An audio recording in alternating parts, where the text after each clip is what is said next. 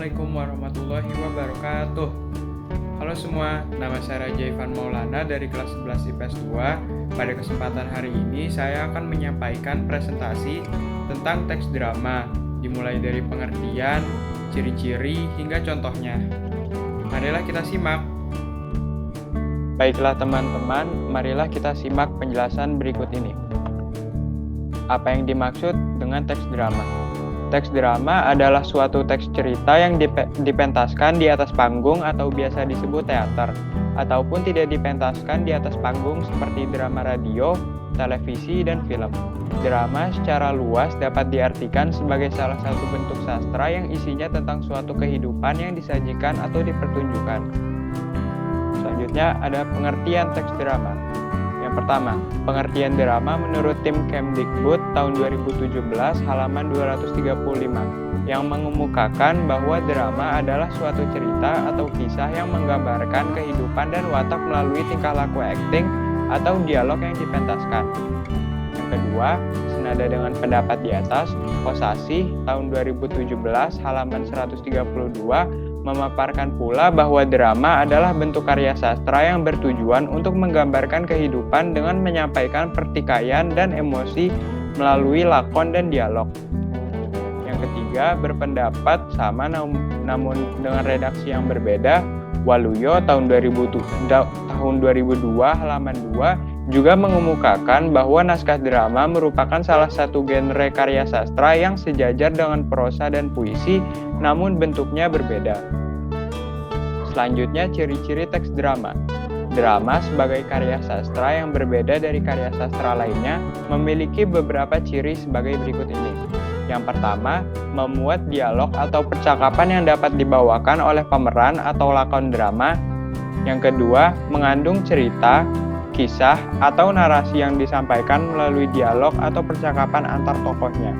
Yang ketiga, teks memiliki petunjuk khusus yang harus dilakukan oleh pemerannya, seperti mengatur ekspresi, marah atau senang, melakukan aksi seperti berlari atau melompat, dan seterusnya.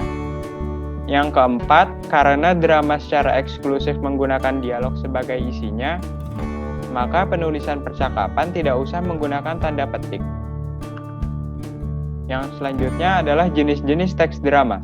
Menurut tim Kemdikbud tahun 2017 halaman 243, terdapat beberapa bentuk atau jenis drama. Di antaranya adalah sebagai berikut.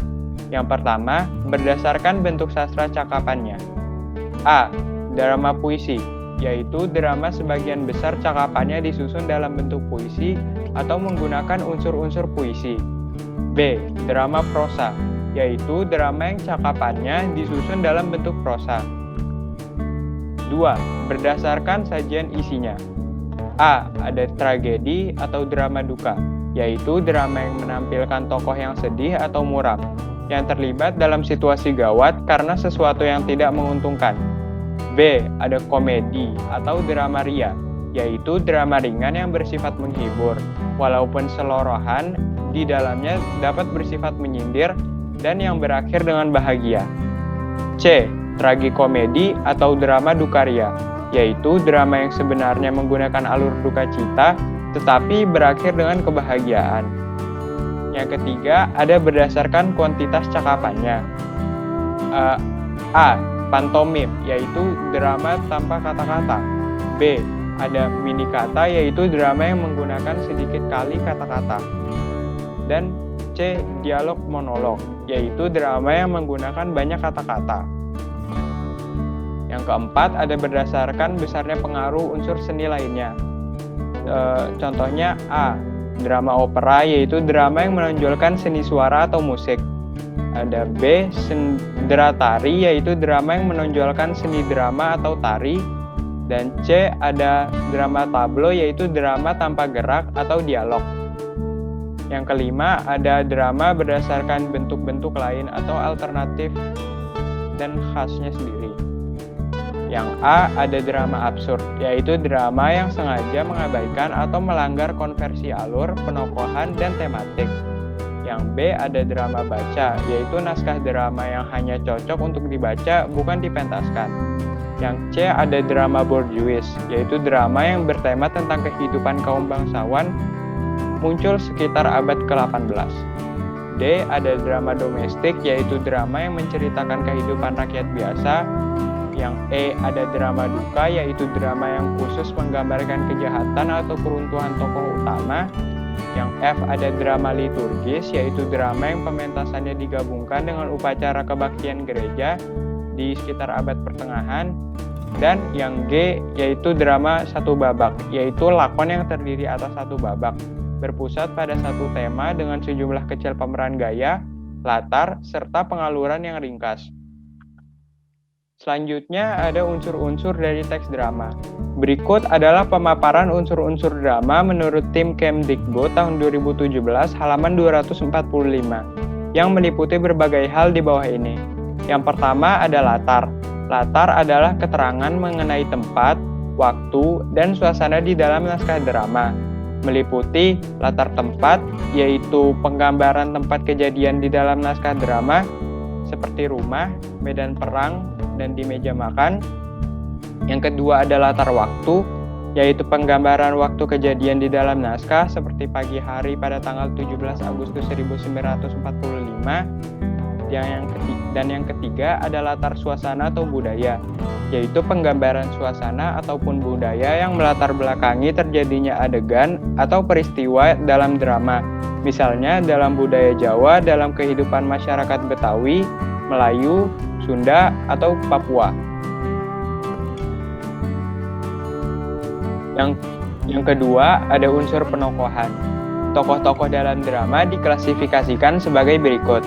Yang pertama, tokoh gagal atau tokoh badut atau disebut the foil. Tokoh ini yang mempunyai pendirian yang bertentangan dengan tokoh lain. Kehadiran tokoh ini berfungsi untuk menegaskan tokoh lain itu. Yang kedua, ada tokoh idaman atau the type character. Tokoh ini berperan sebagai pahlawan dengan karakternya yang gagah, berkeadilan, atau terpuji. Yang ketiga, ada tokoh statis atau the static character. Tokoh ini memiliki peran yang tetap sama tanpa perubahan mulai dari awal hingga akhir cerita. Yang keempat, ada tokoh yang berkembang. Misalnya seorang tokoh berubah dari setia ke karakter berkhianat, dari yang bernasib sengsara menjadi kaya raya, dari yang semula adalah seorang koruptor menjadi orang yang saleh dan budiman. Yang ketiga, ada unsur dialog. Dalam drama, percakapan atau dialog haruslah memenuhi dua tuntutan, yakni yang pertama, dialog harus turut menunjang gerak laku tokohnya. Dialog haruslah dipergunakan untuk mencerminkan apa yang telah terjadi sebelum cerita itu. Apa yang sedang terjadi di luar panggung selama cerita itu berlangsung, harus pula dapat mengungkapkan pikiran-pikiran serta perasaan-perasaan para tokoh yang turut berperan di atas pentas.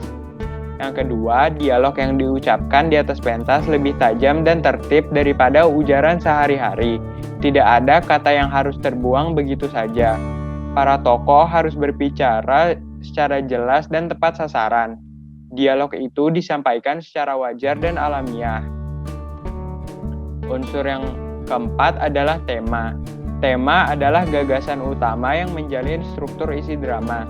Tema dalam drama menyangkut segala persoalan, baik itu berupa masalah kemanusiaan, kekuasaan, kasih sayang, kecemburuan, dan sebagainya.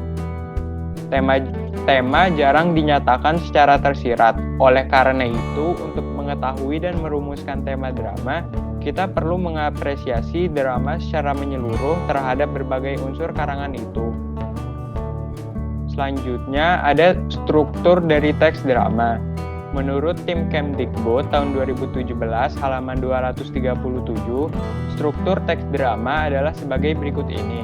Yang pertama, prolog adalah kalimat kata-kata pembuka, pengantar, maupun latar belakang cerita yang biasanya disampaikan oleh dalang atau tokoh tertentu yang telah diset dalam teks drama. Yang kedua, ada orientasi, yaitu merupakan pengenalan dan pengaturan aksi dan tempat yang meliputi pengenalan tokoh, menyatakan situasi dan cerita, hingga permulaan dalam mengajukan konflik yang akan terjadi dalam kisah yang dibawakan dalam drama. Yang ketiga, ada komplikasi, atau disebut juga sebagai bagian tengah cerita yang mulai mengembangkan konflik. Pada bagian ini, tokoh utama akan menemukan berbagai rintangan antara ia dan tujuan atau keinginannya. Tokoh juga kerap mengalami berbagai kesalahpahaman dalam perjuangannya untuk menghadapi berbagai rintangan tersebut. Yang keempat, ada resolusi atau denouement, yakni penyelesaian dari komplikasi atau berbagai rintangan yang menghalangi tokoh utama. Bagian ini harus muncul secara logis dan sesuai dengan berbagai komplikasi atau klimaks.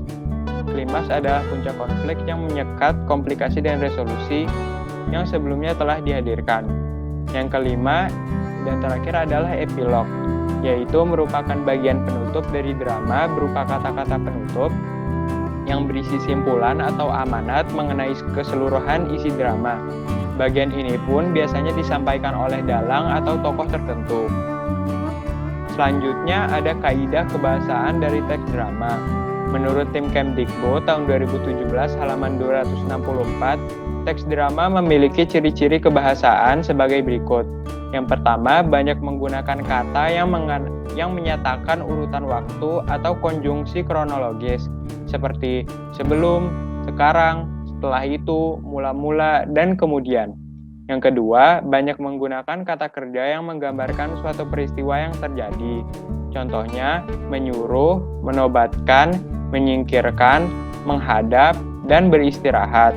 Yang ketiga, banyak menggunakan kata kerja yang menyatakan sesuatu yang dipikirkan atau dirasakan oleh tokoh. Contohnya, merasakan, menginginkan, mengharapkan, mendambakan, dan mengalami. Yang keempat, menggunakan kata-kata sifat atau descriptive language untuk menggambarkan tokoh, tempat, atau suasana. Seperti misalnya, rapi, bersih, baik, gagah, dan kuat.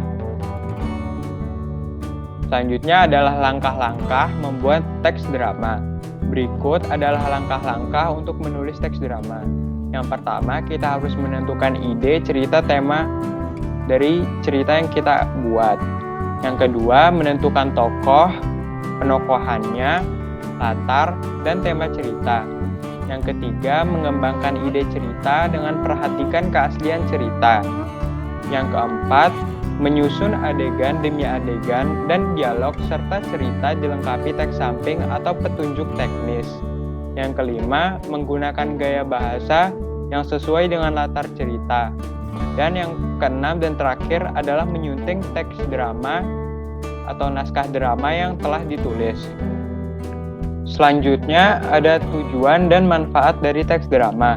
Berikut ini ada beberapa tujuan dari sebuah drama, yaitu sebagai media pengembangan bakat mengenai estetika, sebagai sarana hiburan buat masyarakat, baik kalangan pelajar ataupun kalangan umum, memperoleh pengetahuan tentang seni teater, dan sedangkan drama juga mempunyai beberapa manfaat yang bisa kamu ambil, yaitu dapat meningkatkan rasa percaya diri seseorang dan meningkatkan nilai sosial seseorang, dan juga dapat mengontrol emosi dengan baik, dapat menghargai pendapat orang lain dengan baik, dan dalam sebuah pendidikan drama bisa dipakai sebagai sarana pokok edukasi yang baik dan menyenangkan. Nah, setelah ini kita akan menonton contoh dari teks drama yang sudah saya buat. Silahkan menyimak. Sebelum itu, saya akan menyampaikan nama dari teks drama dan tokoh yang ada dalam teks drama yang sudah saya buat. Yang pertama, judul dari teks drama yang sudah saya buat adalah Pentingnya Kejujuran. Selanjutnya, tokoh yang ada dalam teks drama yang sudah saya buat adalah Pak Ali, Raffi, Hafiz, dan juga Noval. Pada suatu pagi di ruang kelas, dalam suasana belajar mengajar, tiba-tiba Pak Ali memberitahu semua murid untuk mengumpulkan tugas minggu kemarin. Dan ia juga memberitahu bahwa akan ada ulangan dadakan. Anak-anak, silakan kumpulkan tugas karya tulis minggu kemarin. Kemudian, satu persatu siswa mengeluarkan tugas mereka dan mengumpulkan tugas karya tulis masing-masing. Karena ini merupakan tugas perorangan, maka penilaian akan dilakukan berdasarkan isi karya tulis kalian. Oke, masukkan buku kalian semua, Bapak akan mengadakan ulangan. Hah? Ulangan apa lagi, Pak? Baru saja 2 hari yang lalu diadakan ulangan. Iya, Pak. Kan baru ulangan. Masa ulangan lagi sih? Tenang saja, Nak. Ini ulangan untuk latihan PAT kalian 2 minggu lagi. Pada ulangan ini, kalian hanya akan menulis ulang isi pokok karya tulis kalian. Oh, begitu, Pak. Baiklah. Raffi, tolong bagikan kertas folio ini ke semua siswa. Baik, Pak. Sambil berjalan membagikan kertas folio, suasana ruang kelas berubah menjadi gaduh karena setiap siswa mengeluh tentang diadakannya ulangan mendadak ini. Pada ulangan kali ini, Bapak ingin kalian menulis ulang pokok-pokok dan kesimpulan dari karya tulis yang kalian buat. Kemudian, siswa hening dan sibuk mengerjakan ulangan. Sedangkan Pak Ali sibuk memeriksa tugas karya tulis yang tadi dikumpulkan. Pak Ali menemukan keanehan pada tugas karya tulis milik Raffi, di mana isinya sama persis dengan karya tulis milik Hafiz. Setelah 20 menit berlalu, kemudian kertas ulangan dikumpulkan. Baiklah, yang lain bisa istirahat. Tolong Raffi dan Hafiz nanti kalian berdua ke ruang Bapak. Semua siswa beristirahat, namun Raffi dan Hafiz menuju ke ruang Pak Ali. Bapak minta kalian berdua jujur kepada Bapak. Kenapa tugas kalian bisa sama persis? Bahkan titik dan komanya juga. Saya mengerjakan karya tulis itu sendiri, Pak. Saya juga mengerjakan karya tulis saya sendiri. Lalu, mengapa isi dari jawaban ulangan kalian tadi tidak sama dengan isi karya tulis kalian?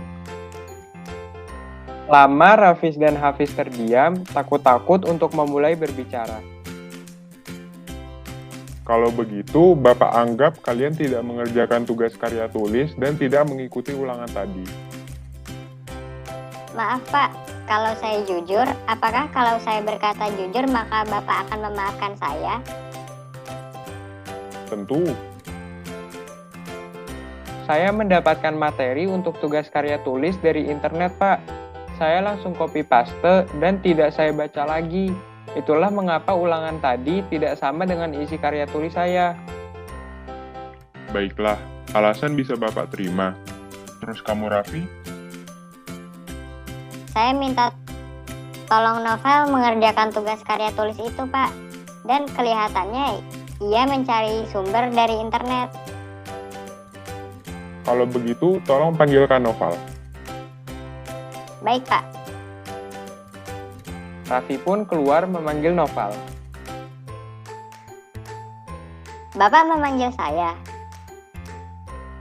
Iya, Bapak ingin bertanya, apa benar Raffi minta tolong pada kamu untuk mengerjakan tugasnya? Iya, Pak. Maafkan saya, Pak. Raffi bilang dia tidak mengerti tugas dari Bapak. Terlebih dia bilang dia tidak bisa mencari tugas tersebut dari internet karena dia tidak punya uang untuk ke warnet. Baiklah, kalau begitu, tugas karya tulis dan ulangan kalian Bapak kembalikan. Kalian harus membuat karya tulis lagi dan dikumpulkan dalam 3 hari. Baik, Pak. Raffi dan Hafiz pun menulis ulang karya tulis mereka dengan kejujuran. Dan pada waktu pengumpulan tugas, Pak Ali memberi beberapa kata nasihat kepada mereka berdua. Ini, Pak, tugas saya yang kemarin. Sudah saya betulkan dan saya mengerjakannya sendiri tanpa kecurangan. Saya juga, Pak. Kali ini saya tidak hanya copy paste karya tulis saya dari Google. Nah, begitu dong, Nak. Jika Bapak memberi kamu tugas, kamu harus mencoba melakukannya sebisa dan sebaik mungkin. Jika kamu tidak bisa, lihatlah banyak sumber di Google. Tapi jangan kamu copy paste. Boleh kamu ubah dikit atau ambil inspirasi dan buat karyamu sendiri. Dan jangan sampai kamu menyuruh orang lain untuk melakukan tugasmu. Jika begitu, kamu tidak akan mendapat ilmunya. Mengerti, Nak? Mengerti, Pak. Karena nasihat dari Pak Ali itu, Raffi dan Hafiz selalu menyelesaikan tugas mereka dengan baik, dan mereka pun menjadi juara kelas. Tamat!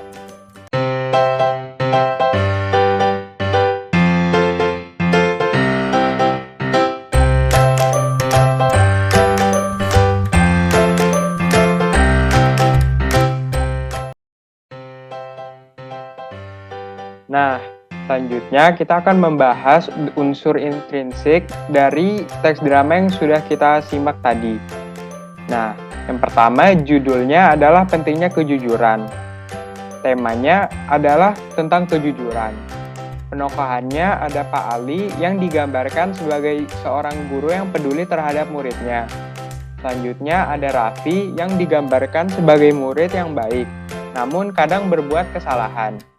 Selanjutnya ada Hafiz, yaitu digambarkan sebagai seorang murid yang baik dan bertanggung jawab atas kesalahan. Dan yang terakhir Noval, digambarkan sebagai seorang murid yang baik dan sering membantu temannya. Latar dari teks drama yang sudah kita simak tadi adalah yang pertama adalah latar waktu. Latar waktu pada drama ini diletakkan secara tersurat. Salah satunya pada suatu pagi di ruang kelas, yaitu menandakan waktu pagi hari. Latar tempat yang ada adalah latar tempat dalam drama ini disebutkan beberapa kali, yaitu berada di ruang kelas dan ruang Pak Ali. Latar suasana dari teks drama tersebut tadi adalah ada beberapa latar suasana yang digunakan dalam drama ini seperti suasana gaduh, tegang, dan suasana lega.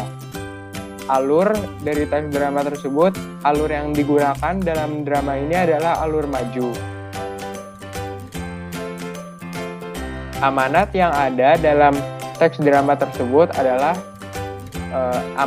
amanat yang bisa kita dapat dari teks drama ini adalah kita harus selalu berbuat jujur.